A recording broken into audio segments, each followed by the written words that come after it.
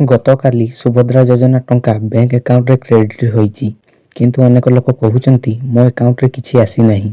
ଏହି ଭିଡ଼ିଓରେ ମୁଁ କ୍ଲିୟର କରିଦେବି କାହାକୁ ମିଳିଲା କାହାକୁ ମିଳିଲା ନାହିଁ ଏବଂ ଆପଣ ଏବେ କ'ଣ କରିବେ।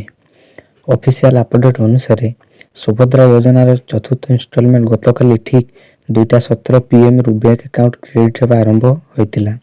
State Bank of India, Bank of Baroda, Union Corporation of India, Punjab National Bank ପରି ବ୍ୟାଙ୍କଗୁଡ଼ିକରେ କିଛି ବେନିଫିସିଆରୀଙ୍କ ଆକାଉଣ୍ଟରେ ଟଙ୍କା ଅଲରେଡି ରିଫ୍ଲେକ୍ଟ କରୁଛି।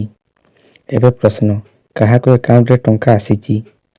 ସୁଭଦ୍ରା ଯୋଜନା approved beneficiary, Aadhaar link with bank, DBT active, KYC complete, same bank age registered.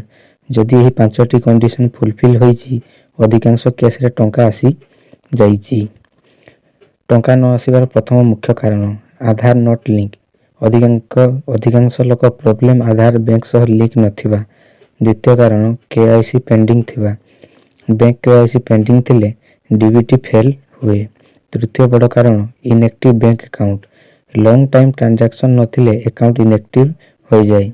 ଚତୁର୍ଥ କାରଣ ରଙ୍ଗ ବ୍ୟାଙ୍କ ଡିଟେଲ୍ସ। ଆପ୍ଲିକେସନ ସମୟରେ ବ୍ୟାଙ୍କ ଚେଞ୍ଜ କରିଥିଲେ ମିସମ୍ୟାଚ୍ ହୋଇପାରେ।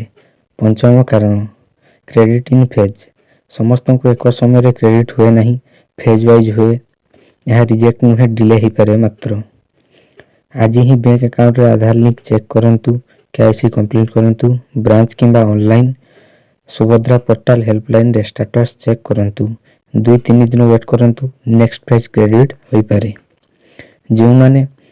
ଯେଉଁମାନଙ୍କୁ ଏବେ ମିଳିନାହିଁ ସେମାନଙ୍କ ପାଇଁ ନେକ୍ସଟ ଅପଡେଟ୍ 2ରୁ 5 ଦିନ ୱାର୍କିଂ ମଧ୍ୟରେ ଆସିପାରେ, ନହେଲେ ଏକାଥରେ ପୁଣି ମାର୍ଚ୍ଚରେ ମଧ୍ୟ ଆସିପାରେ।